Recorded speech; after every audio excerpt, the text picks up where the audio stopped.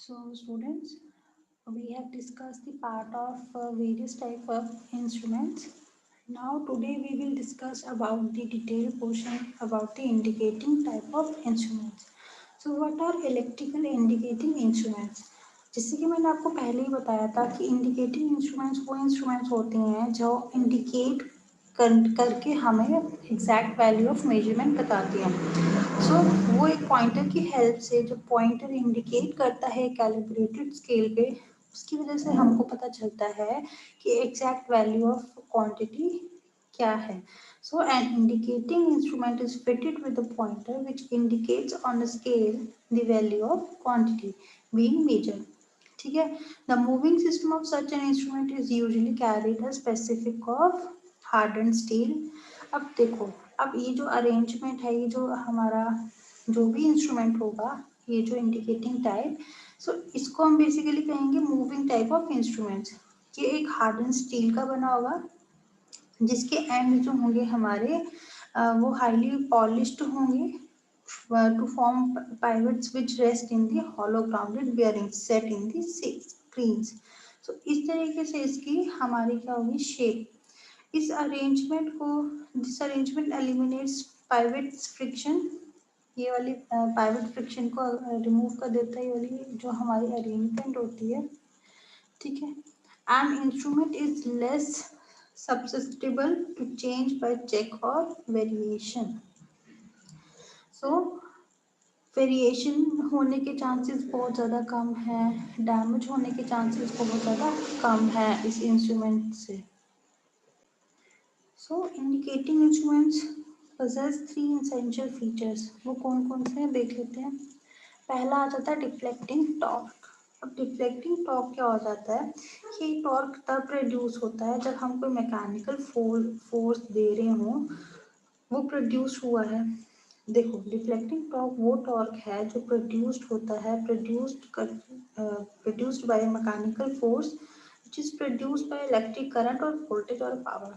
देखो, अगर हम सपोज कोई इलेक्ट्रिक करंट दे रहे हैं या वोल्टेज है या कोई पावर है इन दी टर्म्स ऑफ इलेक्ट्रिक, अगर उसकी वजह से कोई मैकेनिकल फोर्स हमारा जनरेट होता है या प्रोड्यूस होता है, तो उस फोर्स और उस पार्ट को हम बोलते हैं डिफ्लेक्टिंग टॉर्क। तो ये हमारा काइंड ऑफ इंडिकेटिंग इंस्ट्रूमेंट का क्या है essential feature. This next one is controlling torque. अब कंट्रोलिंग टॉर्क क्या होगा। कंट्रोलिंग टॉर्क हम प्रोवाइड करता है वैल्यू ऑफ डिफ्लेक्शन। क्या प्रोवाइड करता है value of deflection which depend upon the magnitude of the quantity being measured। देखो, जिस क्वांटिटी को हम लोगों ने मेजर करना है, कंट्रोलिंग टॉर्क हमें उसकी डिफ्लेक्शन वैल्यू प्रोवाइड करता है। Pointer attain steady position and controlling torque.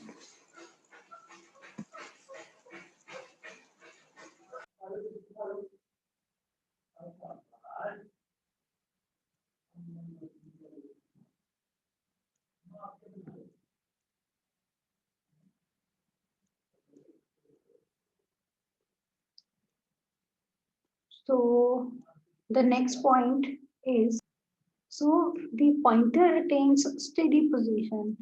तो कंट्रोलिंग टॉर्क जो होगा जब पॉइंटर हमारा स्टेडी स्टेट पोजीशन पे आ जाएगा, मीन्स एक ऐसी पोजीशन पे जब उसकी मूवमेंट बिल्कुल भी नहीं है, so controlling torque becomes equal to the opposing torque. तो हमारा क्या हो जाएगा, रिफ्लेक्टिंग टॉर्क बन जाएगा।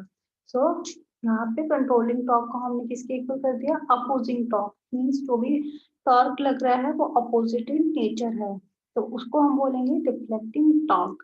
सो ये था हमारा controlling torque. The next one is damping torque.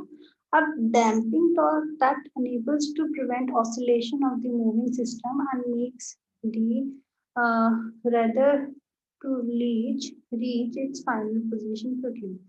अब डैम्पिंग टॉर्क एक ऐसा टॉर्क है जो प्रिवेंट करता है हमारे सिस्टम में ऑसिलेशंस को।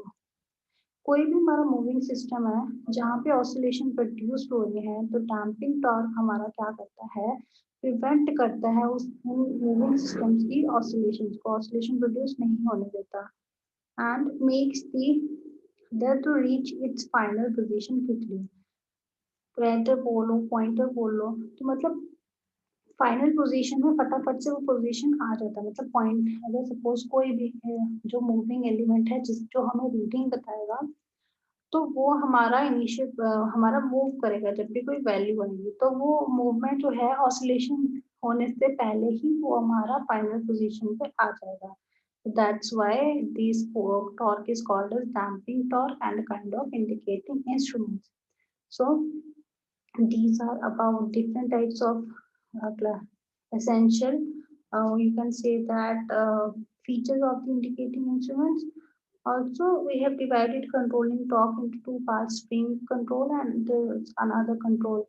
So we will discuss in the upcoming lectures. I hope this is clear to you.